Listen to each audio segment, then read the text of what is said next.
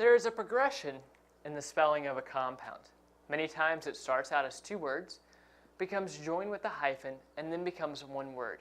Therefore, it is very important to consult a recent dictionary or online resource to determine how a compound should be spelled. Now remember that just because you join a compound with a hyphen in one instance doesn't mean you will always use a hyphen to join that compound. So it's important to evaluate a compound on a case-by-case basis to determine if the use of a hyphen is necessary. So I'm going to break down for you some of the most common instances when you should use hyphens. You should use a hyphen to join a compound when it is a compound adjective directly before the noun it describes. Here's a prime example. He wore a mud-stained shirt.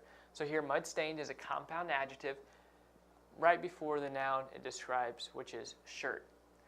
If I were to say to you his shirt is mud-stained, it would not need a hyphen. Mud-stained would still be an adjective describing the shirt, but it would come after the noun it describes, not before. Then you also use hyphens to describe family relationships, such as brother-in-law, father-in-law, or mother-in-law. And then you use a hyphen when spelling out numbers. If you're spelling out a number anywhere from 21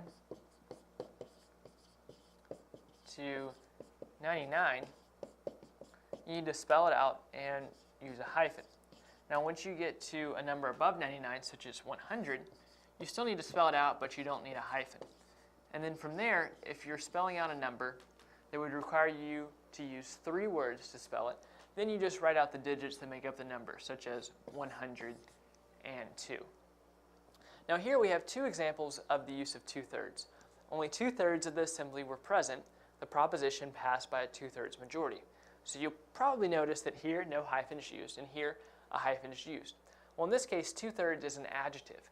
And remember that a compound adjective directly before the noun it describes needs to have a hyphen. So this is a compound adjective directly before the noun it describes. So it needs to be hyphenated. Now here you may be thinking that 2/3 is modifying assembly. But assembly is actually an object of a preposition. See, of is the preposition, and assembly is the object of the preposition. So really, you could just take the prepositional phrase out of the sentence, and it would read like this. Only 2/3 were present. Well, here, it's quite obvious that 2/3 is the noun of the sentence. So since it's a noun, not an adjective, it does not need a hyphen. So remember earlier I said you need to determine, or you need to evaluate a compound on a case-by-case basis to determine if the use of a hyphen is necessary.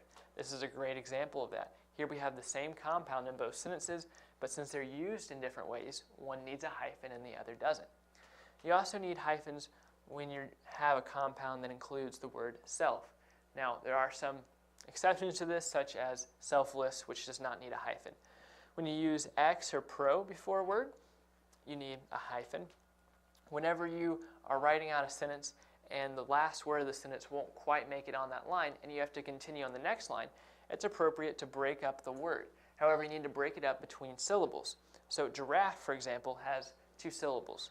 So you couldn't just put a hyphen wherever you please, maybe after the R or the A. It has to be between the I and the R because you can't do a break in between a syllable. Now, if this doesn't work for you and it won't fit this way, then you can just leave an extra big space on that line and write the entire word on the next line. Also, you use a hyphen to avoid confusions with the spelling of a word. See, here you have the word integral and you want to add semi to it. Well, if you didn't have a hyphen here, the I's would be next to each other, which would create some confusion as to how to pronounce the word. So by putting a hyphen, it really clears things up. But there are some exceptions to this, such as coordinate. Most people don't even think of coordinate as a compound, but really this could be written with a hyphen between the 2 O's. But now this word is so commonplace that a hyphen is no longer needed. To find out more about how to ace your test and get more practice for your test, click the study guide. Learn why Mometrix is the best and smartest decision you can make for your test prep choice. We have done all the work cutting through the fluff to give you what you need to perform well on your exam. Click the study guide to get started now, and thank you for watching and learning with us.